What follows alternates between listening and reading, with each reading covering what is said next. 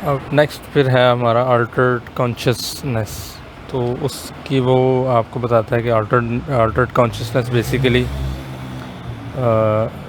एक range of spectrum है उसका, जो कि माइल्ड लाइट हेडेडनेस से लेके लॉस ऑफ कॉन्शियसनेस तक यानी एक्सटेंड कर सकता है। ये सारा आपका अल्टर्ड कॉन्शियसनेस के अंदर आएगा। तो उसकी जो मेन या मोस्ट कॉमन रीजंस हैं जो डेंटल ऑफिस के अंदर हो सकती हैं, वो उनको यहाँ पे एक्सप्लेन करता है। तो उनमें से सबसे जो कॉमन है वो आपकी है विज़ोवेगल सिंकपी। तो ये जो है मोस्ट कॉमन कॉज है अल्टर्ड कॉन्शियसनेस की, या आप कह लें कि फेंट होने की during oral surgical procedures dental office के अंदर। तो उसका जो पूरा मैकेनिज़्म है वो ये है कि एक बेसिकली एंग्जाइटी की वजह से ये होगा, और एंटिसिपेशन में या एंग्जाइटी की वजह से बॉडी जो है वो स्ट्रेस की रिस्पांस में इंक्रीज कैटेकोलामीन रिलीज़ करेगी। अब इसमें इम्पॉर्टेंट चीज़ ये है कि वैसे स्ट्रेस कोई है नहीं बॉडी के ऊपर, कोई फिज़िकल स्ट्रेस नहीं, कोई केमिकल स्ट्रेस नहीं है, ये सिर्फ एंटिसिपेशन में और एंग्जाइटी की वजह से ये सारा काम हो रहा है। तो कैटेकोलामीन्स की जो रिलीज़ है वो इंक्रीज़ होगी, और जो आपकी पेरिफेरल जो वैस्कुलर रेजिस्टेंस है उसको कम करेगी, और ब्लड की पूलिंग वहाँ पे स्टार्ट हो जाएगी। और ब्लड की पूलिंग से ये है कि आपका जो आर्टीरियल प्रेशर है वो डिक्रीज़ करेगा, और इसके साथ साथ आपका हार्ट रेट इंक्रीज़ करेगा जो कैटेकोलामीन्स रिलीज़ हो रही हैं उसकी वजह से। और ये सारे 7 सिम्टम्स जो उसमें लिखे हैं, ऑब्वियसली ब्लड की पूलिंग हो रही है तो आपको एक्सट्रीमिटीज़ वार्म फील होंगी, पसीना आएगा, रैपिड ब्रीदिंग है, और ये सारा कुछ है। अब इसके रिस्पांस में बॉडी डीकम्पनसेट करती है, तो रिफ्लेक्स यानी ब्रेडिकार्डिया करवाती है उस, और साथ नौजिया वीकनेस आपको फील होता है।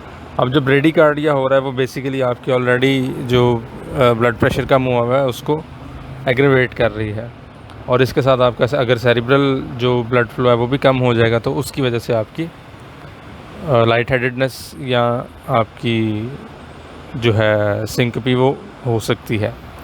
अभी जो लास्ट स्टेप है सेरिब्रल इस्कीमिया वाला, अगर वो कहता है कि if it is sufficiently slow to develop, यानी अगर ये आहिस्ता आहिस्ता over a long period of time होता है, तो फिर ये भी पॉसिबिलिटी है कि पेशेंट को सीजर का एक अटैक भी हो सकता है, यानी एक सीजर की एपिसोड भी हो सकती है।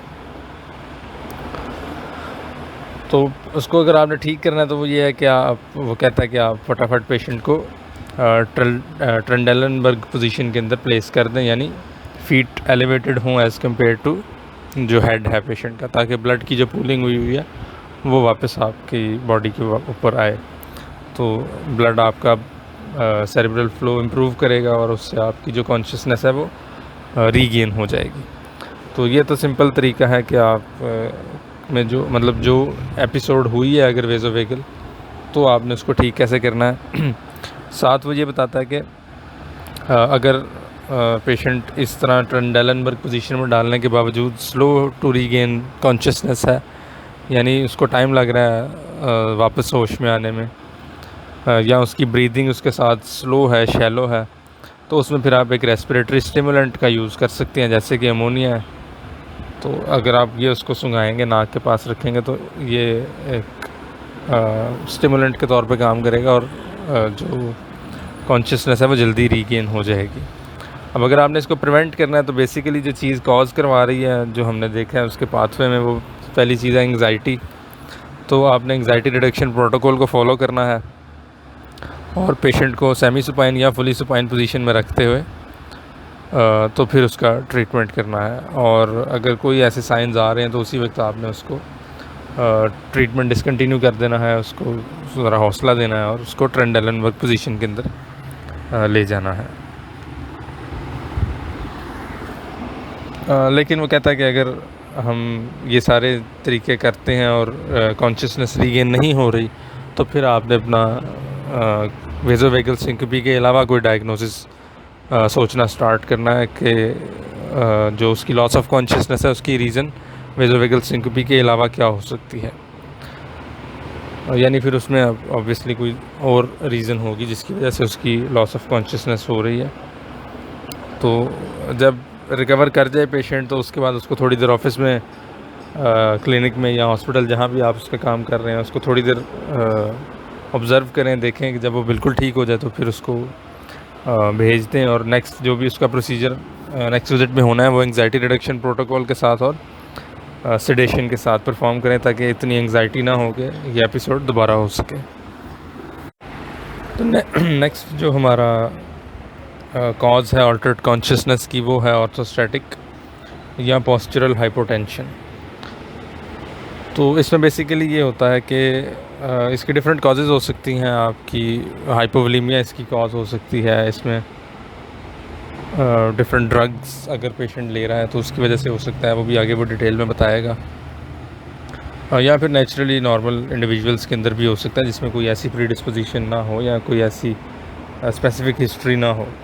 तो यूजुअली ये होगा कि अगर आपने प्रोलॉन्ग्ड प्रोसीजर किया सर्जिकल डेंटल चेयर के ऊपर पेशेंट को बिठा के लिटा के, तो उसमें आपकी जो पेरिफेरल ब्लड पूलिंग हो जाएगी।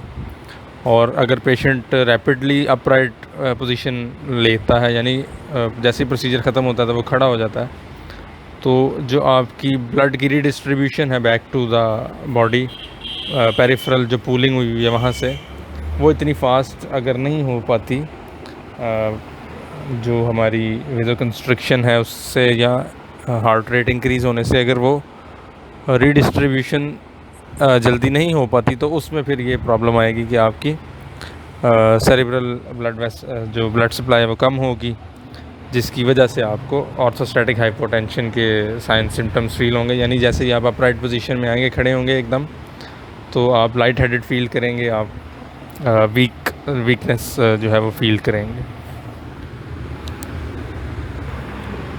तो जो मेडिकेशंस ये कॉज करवाती हैं उनमें उसने डिफरेंट जो एग्जांपल्स दिए हैं उसमें डायूरेटिक्स हैं। डायूरेटिक्स बेसिकली हाइपोवोलेमिया करवाएंगे, जिसकी वजह से आपका जो है वो पेशेंट ऑर्थोस्टैटिक हाइपोटेंशन पे प्रोन होगा। या वो ड्रग्स जो पेरिफेरल वेज़ोडाइलेशन करवाते हैं, जैसे नॉन डायूरेटिक एंटी हाइपरटेंसिव हैं, यानी नारकोटिक्स हैं या साइकेट्रिक ड्रग्स हैं, या वो जो हार्ट रेट को इंक्रीज़ नहीं होने देते, जैसे बीटा सिंपैथेटिक एंटागनिस्ट है, यानी बीटा एंटागनिस्ट हैं, प्रोप्रानोलोल की एग्जांपल उसने दी है। तो ये सारी वो चीज़ें हैं जो या तो आपकी ब्लड को रीडिस्ट्रीब्यूट होने से बचाएंगी या उनकी पेरिफेरल पूलिंग को यानी इनकरेज कर रही हैं, तो ये आपकी ऑर्थोस्टैटिक हाइपोटेंशन कॉज करवा सकते हैं।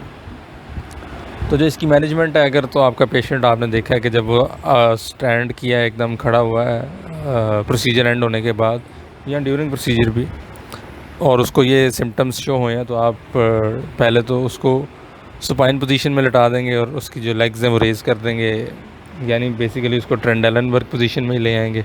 वाइटल साइंस मॉनिटर करते रहेंगे, और जब उसके ये सिम्टम्स ख़त्म हो जाए फिर उसको डिफरेंट इंक्रीमेंट्स में या पोजीशंस के अंदर उसको पहले उसको बिठा लें यूनिट के ऊपर, थोड़ी देर बैठा रहने दें, फिर उसके वाइटल्स वहाँ पे चेक करें।